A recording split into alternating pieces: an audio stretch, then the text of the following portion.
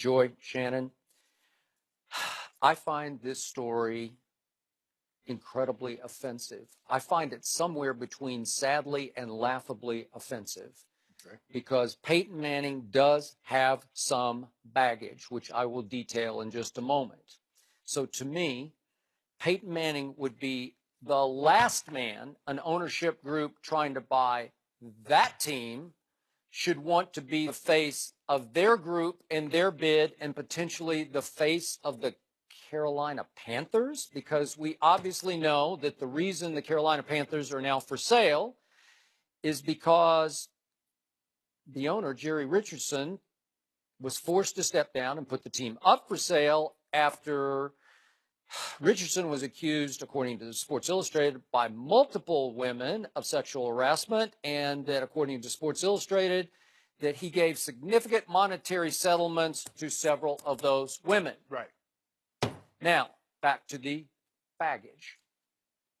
This story was widely reported when it happened in 1996 in Knoxville, Tennessee, at the University of Tennessee, and then it exploded back into the public consciousness again when Sean King of the New York Daily News reported on it again in the wake of the Cam Peyton Super Bowl. Mm-hmm. So let's go back to 1996. Peyton obviously was the star quarterback at the University of Tennessee. He was 19 years of age, and allegedly he was sitting on a training table while his feet were dangling off the end and being examined by a female trainer, Dr. Jamie Nawright.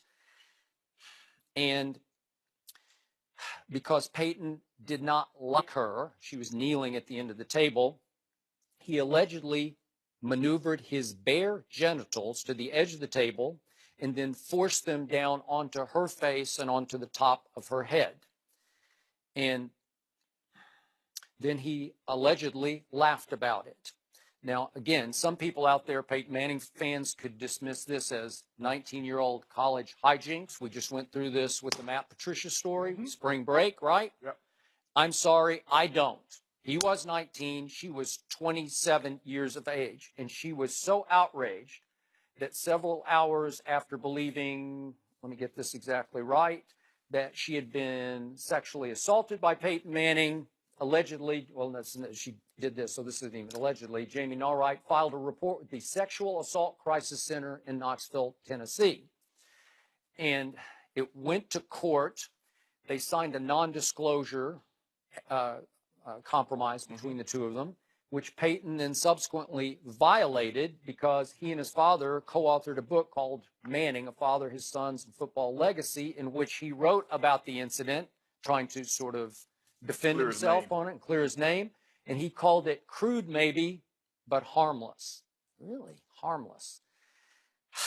And also she alleged in subsequent trials that after the alleged incident, that in her remaining time at the university, again, she testified this, that in her presence on two separate occasions, Peyton Manning deliberately reenacted the sexual assault on other student athletes just to terrorize her.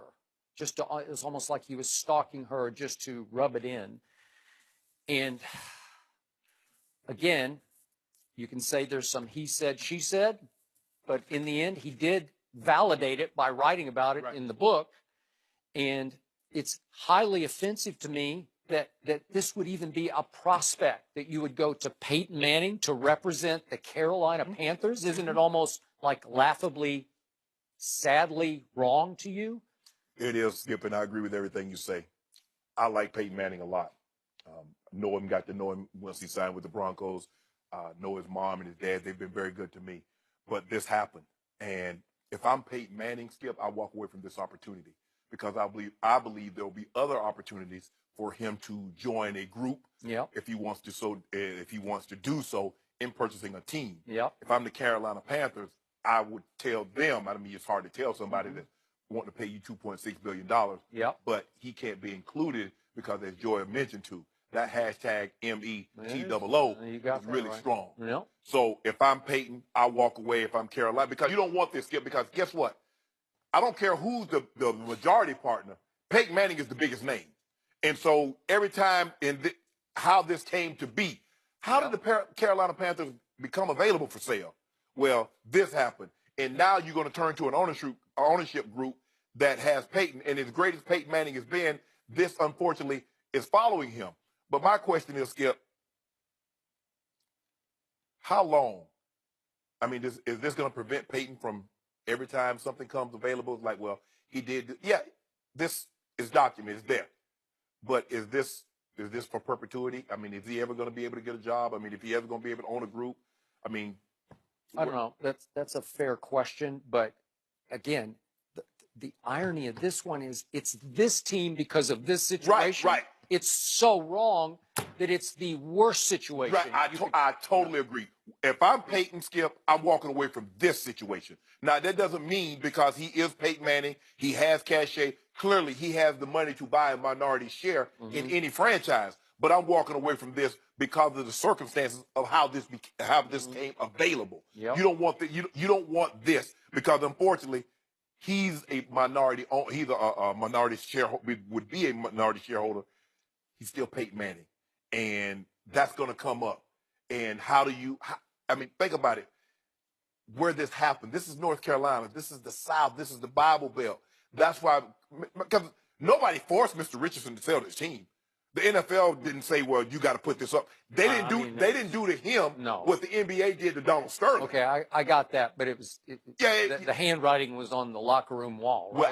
Well, I think he didn't want any more investigations. He felt that the best way to do this, let me just go ahead and walk away while I can. I mean, I'm gonna walk away with $2.6 billion. It's not like he's walking away with nothing. Yep. So I get it, Skip, but it's for me, and this is, and I understand the Me Too movement and how it's impacted a lot of people's lives over the years, and I'm glad it's finally coming to the forefront and people are being held accountable.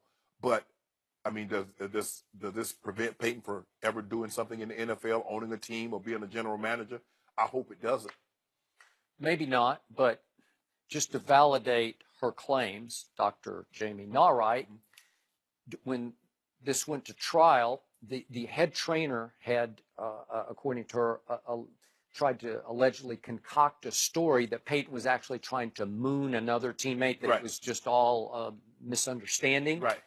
And the other teammate was named Malcolm Saxon, and he wrote a letter that became part of the court documents in which he said, no, you weren't trying to moon me. I'm paraphrasing the letter, but part of it is, Peyton, you messed up. I still don't know why you dropped your drawers. Maybe it was a mistake, maybe not, but it was definitely inappropriate. Please take some personal responsibility here and own up to it. So again, did Peyton own up to it in the book? Not really. He just dismissed it as maybe it was crude, like a joke, but it was harmless. That act, if that was the act, help me out here. I don't think that would be a harmless act. I mean, I don't think I need to. If someone did that to you, would you consider it to be harmless? No. And this is my point, Joy. You don't get to determine what's harmless. Right. The victim gets to determine whether or not they think that's inappropriate. You don't get to do something and say, oh, it's no big deal. Absolutely, you don't get to determine that. Right. The individual that had it done to them do. And also, Peyton Manning's going to be fine. I mean, he's made over $400 million over his career with endorsements in football, and this is not the appropriate situation considering the reason that the team is up for sale. Correct. There will be other opportunities for Peyton Manning, and he's done fine. But name an athlete that has the image that he does. I agree. This didn't stick. It did not stick to Teflon Peyton.